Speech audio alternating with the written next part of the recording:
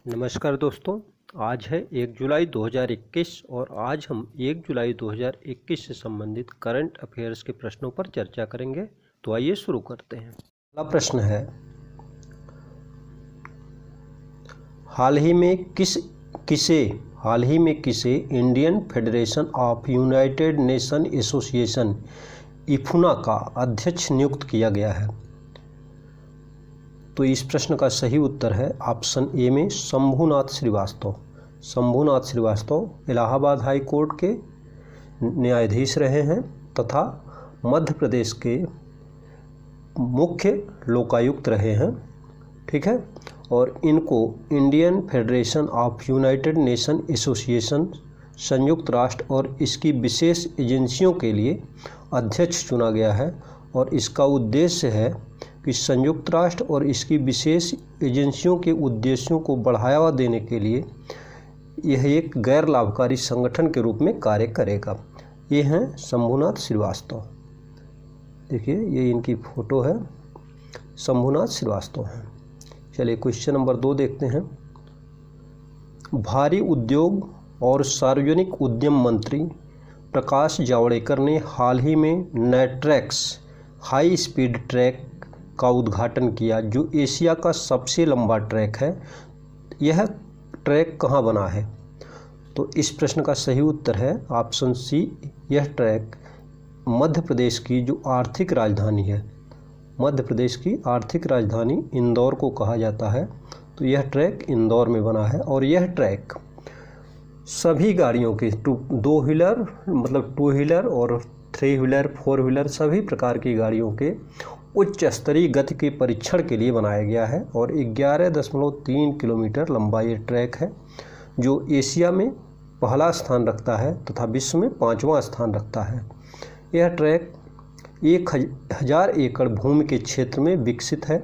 2 पहिया वाहनों से लेकर के भारी ट्रैक्टर ट्रेलरों तक की व्यापक श्रेणी के वाहनों के लिए सभी प्रकार के उच्च गति प्रदर्शन परीक्षणों के लिए बनाया गया है। इस ट्रैक की लंबाई है 11.3 किलोमीटर। अगला क्वेश्चन है, प्रधानमंत्री श्री नरेंद्र मोदी ने हाल ही में कहां पर जैन गार्डन और काइजन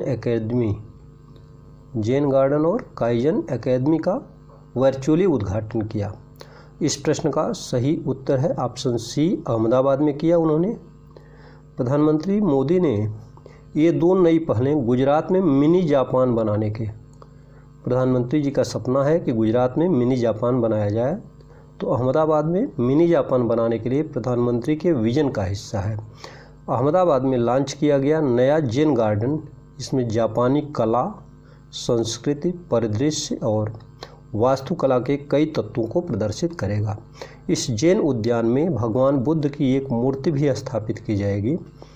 उद्यान अहमदाबाद मैनेजमेंट एसोसिएशन में जापान सूचना और अध्ययन केंद्र और भारत जापान मैत्री संघ Indo Japanese friendship association Gujarat के साथ साझेदारी में बनाया गया है, जो ह्यूगो इंटरनेशनल एसोसिएशन जापान द्वारा समर्थित।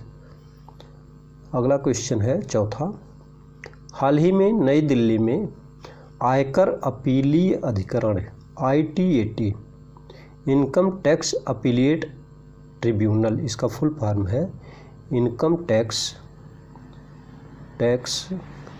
अपीलिएट ट्रिब्यूनल ITAT ई द्वारका ई फाइलिंग पोर्टल किसके द्वारा लॉन्च किया गया है?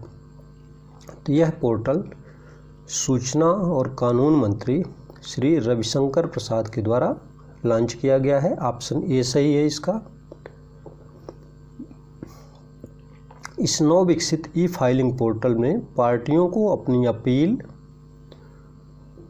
जो भी इसमें दाखिल करेंगे अपील, विविध आवेदन, दस्तावेज, पेपर बुक आदि इलेक्ट्रॉनिक रूप से दर्ज करने में सक्षम बनाएगा उनको।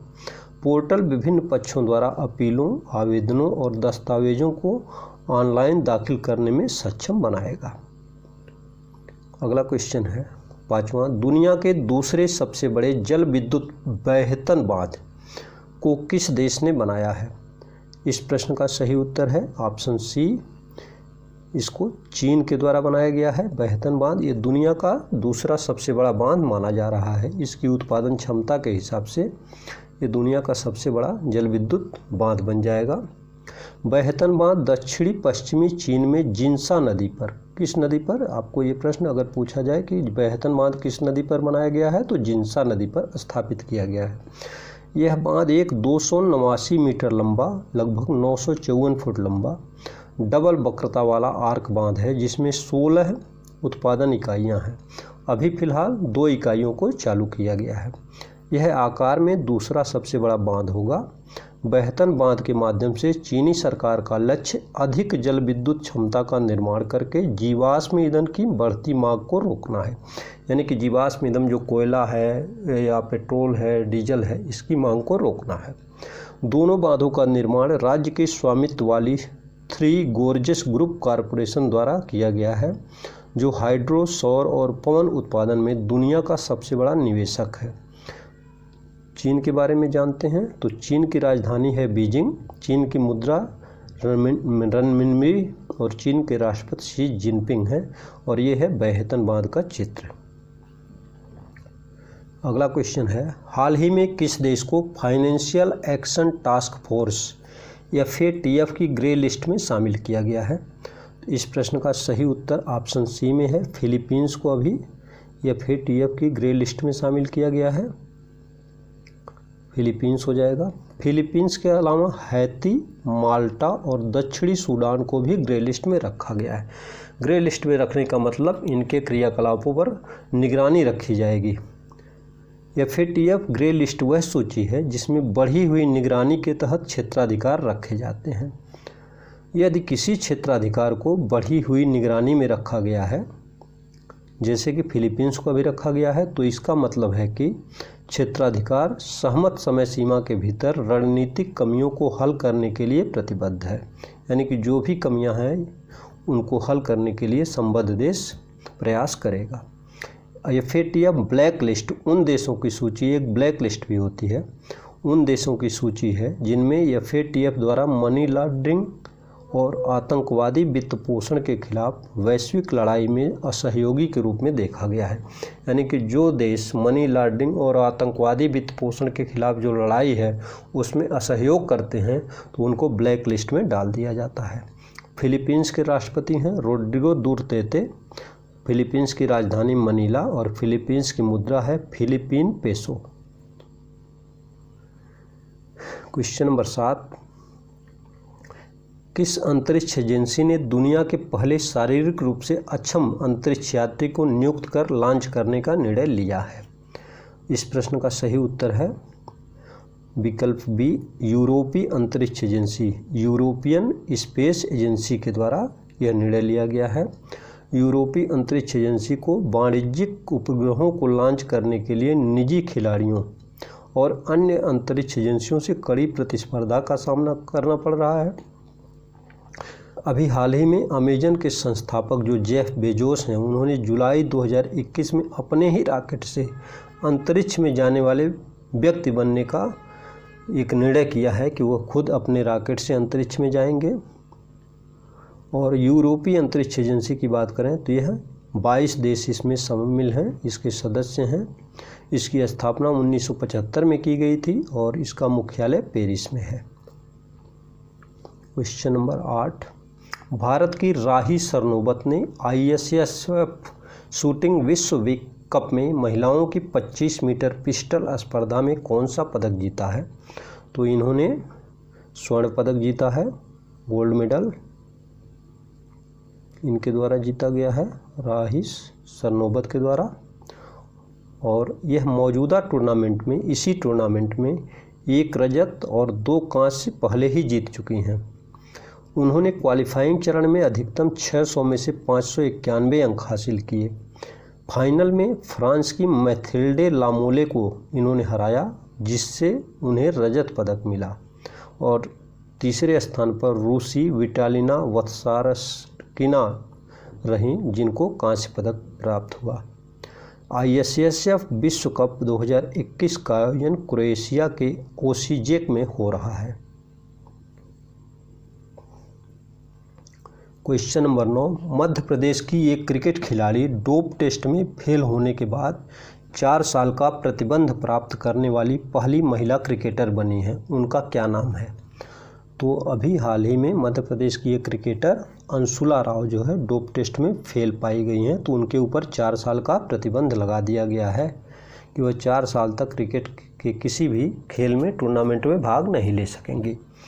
उनको डोप परीक्षण के लिए राष्ट्रीय डोपिंग रोधी एजेंसी के पैनल द्वारा जुलाई 2020 की तारीख पर उनको बुलाया गया था और उसके बाद तब से प्रतिबंधित किया गया था। उन्हें इससे पहले भी एनाबॉलिक स्टेरॉयड 19 के सेवन का भी दोषी पाया गया था। क्वेश्चन नंबर 10 है, हाल ही में भारतीय महिला क्रिकेट टीम की किस खिलाड़ी को सभी प्रारूपों में पदार्पण करने वाली सबसे कम उम्र की खिलाड़ी होने का गौरव प्राप्त हुआ है?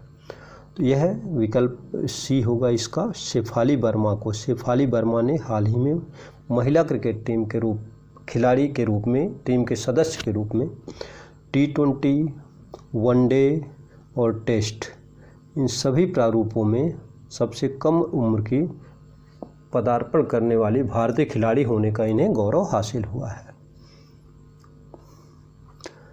क्वेश्चन नंबर 11, हाल ही में सुप्रीम कोर्ट के पूर्व न्यायाधीश RV रविंद्रन की पुस्तक anomalies in law and justice का विमोचन किसके द्वारा किया गया है?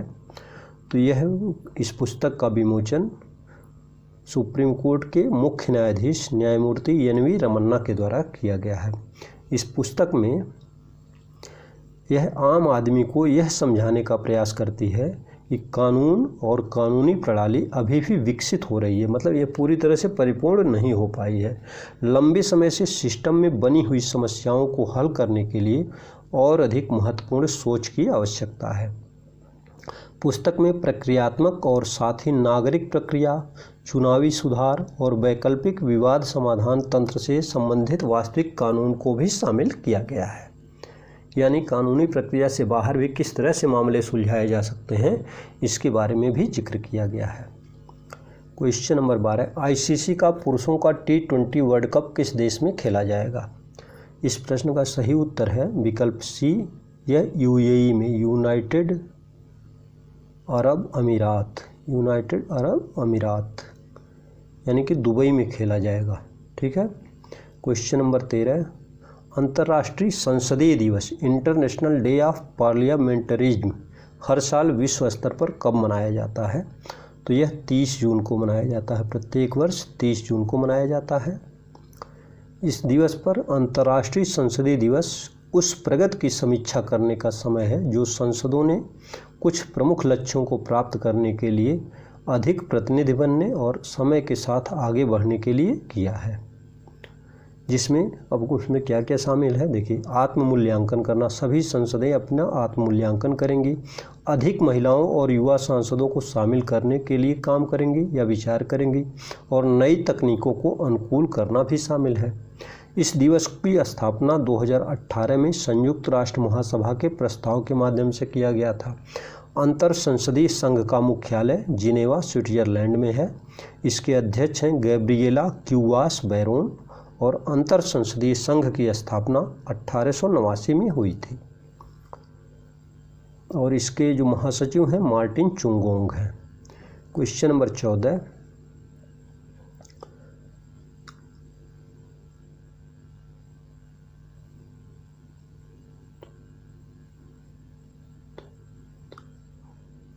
अंतर्राष्ट्रीय क्षुद्रग्रह दिवस इंटरनेशनल एस्टेरॉयड डे हर साल विश्व स्तर पर कब मनाया जाता है? तो इस प्रश्न का जो सही उत्तर है यह है विकल्प सी, 30 जून को। प्रत्येक वर्ष 30 जून को अंतर्राष्ट्रीय क्षुद्रग्रह दिवस इंटरनेशनल एस्टेरॉयड डे मनाया जाता है।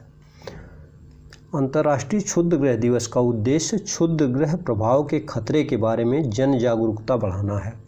एक विश्वसनीय निकट पृथ्वी वस्तु के खतरे के मामले में वैश्विक स्तर पर किए जाने वाले संकट संचार कार्यों के बारे में जनता को सूचित करना है। दिसंबर 2016 में संयुक्त राष्ट्र महासभा ने 30 जून को अंतर्राष्ट्रीय क्षुद्रग्रह दिवस घोषित किया है। और 15वां प्रश्न है, हाल ही में बॉलीवुड के किस दिग्गज छायाकार और निर्देशक का निधन हो गया? तो इनका सही उत्तर है विकल्प बी, शिवन। शिवन नाम के बॉलीवुड यानी मलयालम फिल्मों के दिग्गज छायाकार और निर्देशक का भी हाल ही में निधन हो गया है। अब आज का प्रश्न है, भारत की राही सरनोबत ने ISSF शूटिंग विश्व कप में महिलाओं की 25 मीटर पिस्टल स्पर्धा में कौन सा पदक जीता है? आप अपना उत्तर कमेंट बॉक्स में लिखिएगा। और अगर अभी तक आपने इस चैनल को सब्सक्राइब नहीं किया है तो प्लीज़ सब्सक्राइब कर लें तथा बेल आइकन दबाना बिल्कुल ना भूलें। आपका दिन शुभ रहे। धन्यवाद।